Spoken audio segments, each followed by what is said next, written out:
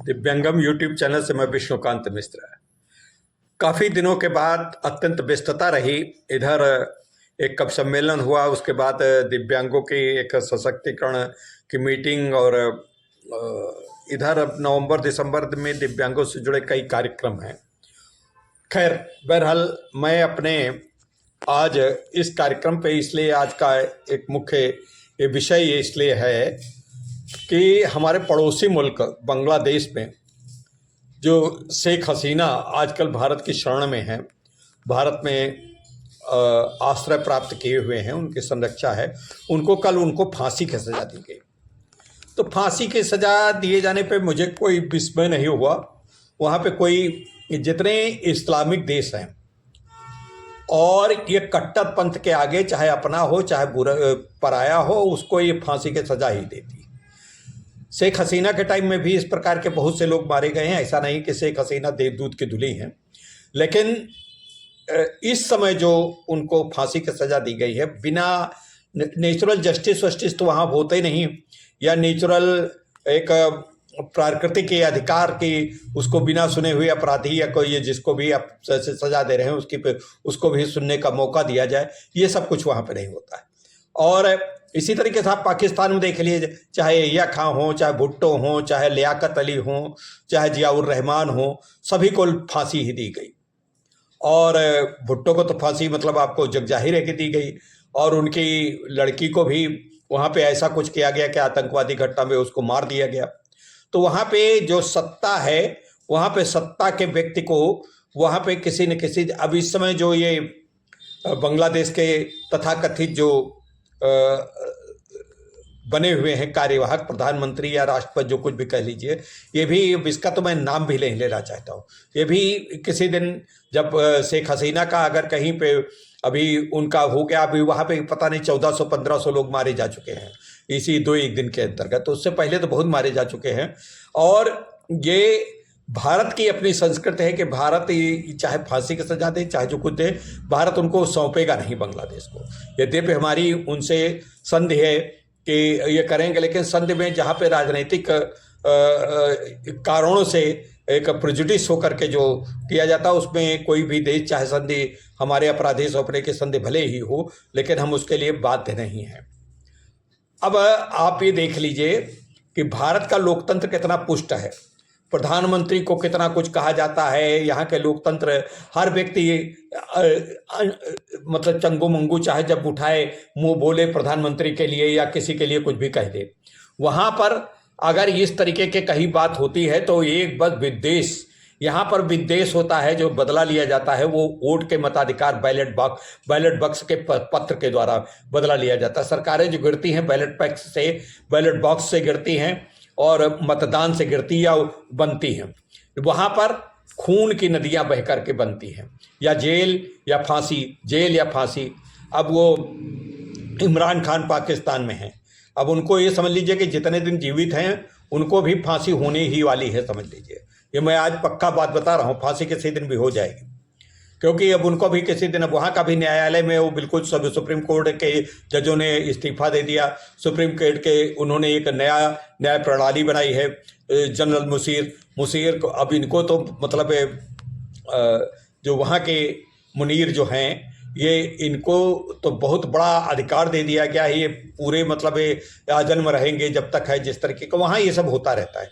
लेकिन ये अधिकार कोई पक्का नहीं है, कब जनता हो जाए, कब कोई दूसरे के आ जाए सरकार, कब अमेरिका का हाथ इनके ऊपर से हट जाए, कब उनको गिरा दिया जाए। अमेरिका जो कुछ वहाँ पाकिस्तान में करता है वो हो जाता है, वही काम बांग्लादेश पे भी हो रहा है। अमेरिका के आश्रय से ही ये जो बने हैं बांग्लादेश के प्रधानमंत्री या तथाकथित कार्यवाहक प्रधानमंत्री, ये उन्हीं के उससे बने हैं। अमेरिका इतना मतलब बदमाशियां करता है, चाहे कोई भी राष्ट्रपति वहां रहे हो, ट्रंप ही नहीं कोई भी हो, वो ये सब यही हमेशा करा करता है।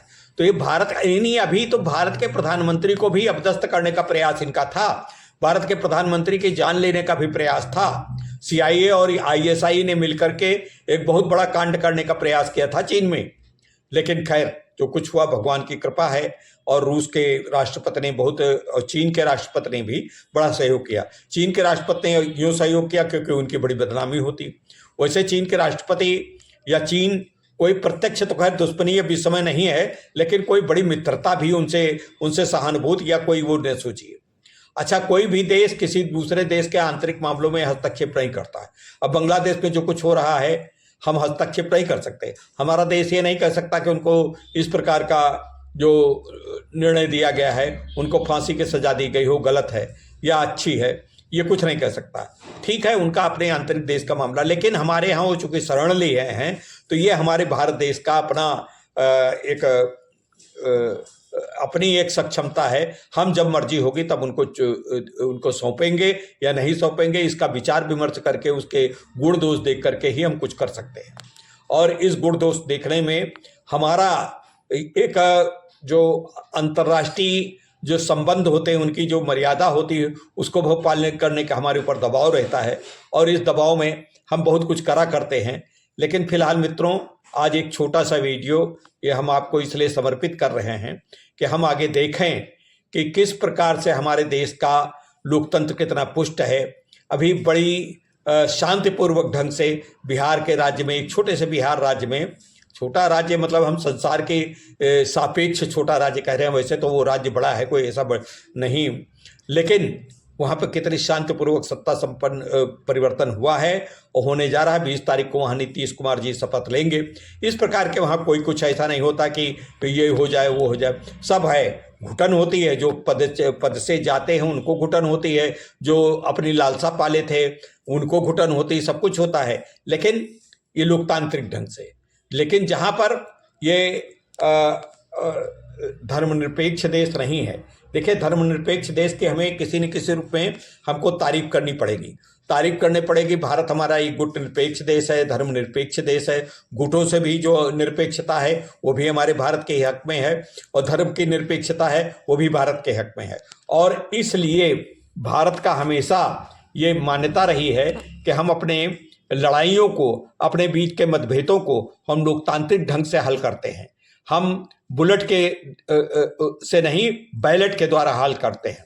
और हमारा लोकतंत्र इतना पुष्ट है भारत का, इतना बड़ा 140 करोड़ की जनता हमारी जो है, इतने बड़े लोकतंत्र में इतना बड़ा, मतलब 70-75 साल से जो हमारा चल रहा है ये भारत का लोकतंत्र, इसमें कोई कभी भी कमी नहीं आई, क्योंकि हम लोग एक जनतांत्रिक प्रणाली पर जीने वाले लोग हैं।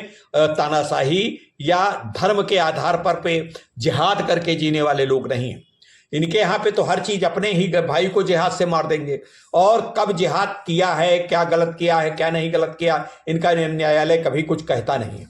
न्यायालय बस जो सत्ता कहती है, जो रूलिंग पार्टी कहती है, सिर्फ रूलिंग पार्टी का मुखापेक्षी है न्यायालय, चाहे वो पाकिस्तान हो, चाहे बांग्लादेश हो, और भी देश हैं। जैसे अब अगर अरब कंट्रीज को छोड़ दिया जाए, तो चाहे सीरिया हो, लीबिया हो, या टर्की हो, या कोई और भी देश हो, जो जितने देश हैं उनमें सब में एक शासन चलता है, और उनकी मर्जी के बिना कोई वहाँ पे पत्ता नहीं खटकता है, और गुपचुप तरीके से कुछ भी करते रहे, चाहे जितनी घुटन महसूस करे, चाहे जो कुछ करे। और जितने और दूसरे जो अरब कंट्रीज भी हैं, वहाँ कोई लोकतांत्रिक मूल्य नहीं है। वहाँ पे आपको जो सत्ता कह रही है, जो शासन कह रहा है, उसको मानना है। लेकिन यह है कि अरब कंट्रीज में एक मानवीय संवेदनाएं हैं, और इस तरीके से नहीं होता है कि किसी को किसी कभी भी एक न्याय वहाँ चलता है। भले ही उनका न्याय बड़ा मानवतावादी नहीं है, उनको पत्थरों से मार मार के दंड दिया जाता है, और जब तक न मरे इस तरीके से कराया जाता है, जिसको आजकल के मानवाधिकार और आजकल के जो इतना बड़ा युग है उसमें इस प्रकार की बातें अब नहीं चलते। आज के 21वीं सदी में इस प्रकार के जो मतलब बर्बरता की हदें हैं वो नहीं होना चाहिए। देखिए शायद हो जाए कभी अरब कंट्रीज में भी ऐसा, लेकिन अभी तक नहीं है। तो कुल माने हमारा ये है कि जितने इस्लामिक देश हैं या इस्लाम पर चलने वाले देश हैं, वो शांति की बात करते भले हों, उनके सिद्धांत में हो, लेकिन आज जो उसके पालन करने वाले हैं वो कतई कोई सिद्धांत नहीं मानते हैं, कोई सत्य के राह के चलते हैं, कोई किसी को न्याय की मतलब ये जो है नैसर्गिक न्याय का अवसर नहीं देते हैं। इस बात को कहने में हमको कतई गुरेज नहीं है। और इन्हीं के साथ अब मतलब जैसे बांग्लादेश की शेख हसीना को जो ये फांसी की सज़ा दी गई है, हम नहीं समझते हैं कि किंचित भी उचित है फांसी की सज़ा। और ये फांसी की सज़ा एक मतलब एक समझ लीजिए कि मतलब एक खिलवाड़ बना दिया है वहाँ का न्यायालय। मतलब हालांकि कोई शेख हसीना भी जब ये होती होंगी तब ये भी करती होंगी उनके पहले, लेकिन शेख हसीना का इतना तो रोल है ही है कि मुजीबुर रहमान जो बांग्लादेश जिन्होंने बनाया, जिन्होंने वहाँ पे भाषा के आधार पर, पाकिस्तान का पहले एक अंग था, वहाँ पे उर्दू की भाषाई लड़ाई हुई और बांग्लादेश पे सब बंगाली बोल रहे थे, लेकिन पाकिस्तान कह रहा था नहीं उर्दू बोलो। बस उस पर बहुत दमन हुआ, पता नहीं कितने नारियों को, कितना स्त्रियों को बलात्कार हुआ, मारी गई, आदमी बहुत मारे गए, लाखों लोग मारे गए। उस पर भारत ने अपना हस्तक्षेप करके इनको स्वतंत्रता दिलाई। आज भारत के खिलाफ एक जहर उगलता है, यूनुस है।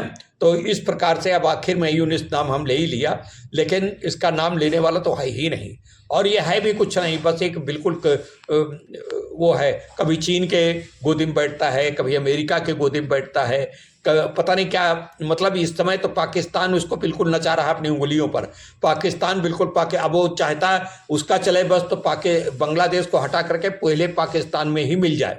तो इस प्रकार से शेख हसीना को जो फांसी दी गई है कदाचित बिल्कुल न्याय अनुकूल नहीं है, न्याय उचित नहीं है।